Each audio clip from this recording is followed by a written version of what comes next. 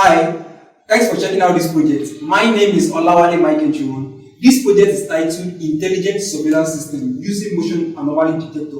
The aim of the project is firstly to develop a surveillance system that is beyond conventional or traditional surveillance system, using Motion Anomaly Detector to be able to intelligently analyze the incident report and be able to alert the supervisor that there is an issue or there is an anomaly going on in their vicinity. Also, this project takes two forms of development and two methodology approach for developing it. The first iteration makes use of hardware technologies to develop the main core part of the project, and the second approach was done basically on the software approach using camera feed as the input.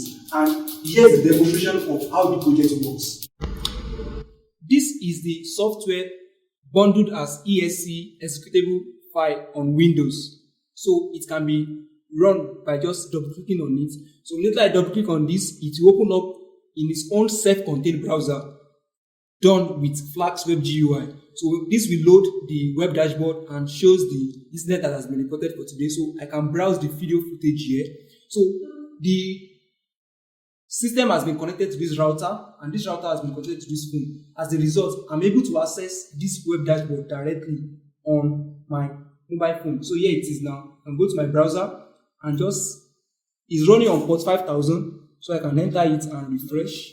So you can see it loads up the web dashboard directly from the mobile phone. So from here, from the mobile phone, wherever I am connected to this router, I can actually start the surveillance system right from the mobile phone. So, but before I start the surveillance system, there's a settings that needs to be done, which is like, as part of making it a do-it-yourself project in such a way that user can configure this and have access to their data. So, a Telegram bot token and a child ID needs to be obtained, and the instruction for obtaining it has been detailed here.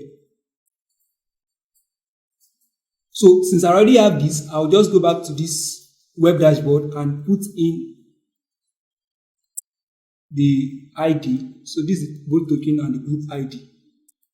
And I'll save this. Then I can now start the system right here from my phone. So when I click on start, it will trigger the camera and it will start recording. So the system is already running, and it has been placed in such a way that it is facing the wall, so it's not recognizing an object. So I'll just simulate an anomaly by trying to run. So when I run, it will detect this. Immediately detect that, it will send a notification to the Telegram group. You can see sending a notification, you can see that the camera surveillance system has detected an anomaly. So I can come here to the Telegram group that I configured and see what actually happened. So you can see the surveillance system has detected one object and started recording, and the same thing here on the phone. So I can go back to the web dashboard and I can review all these incidents. You can see it's recorded. This was when I actually run, and I can decide to delete this. I can toggle the metadata. I can toggle the metadata to see what actually happened. So it will show using bounding box to actually show the movement direction of the object. At this time, this object was stationary, moved to the right, was stationary later. So you can see the implementation of this project is in 4 phases. In the first phase, which is the frame, Python OpenCV was largely leveraged for getting the frame from the camera, and when the frame is gotten, a detection was performed using supervision and neutralities and YOLO state-of-the-art model that was discovered in the course of this research. The third phase involved tracking, which is the phase whereby the metadata of the video or incident recognized is being saved, and the bounding box of these objects are used to determine the movement direction of the particular object.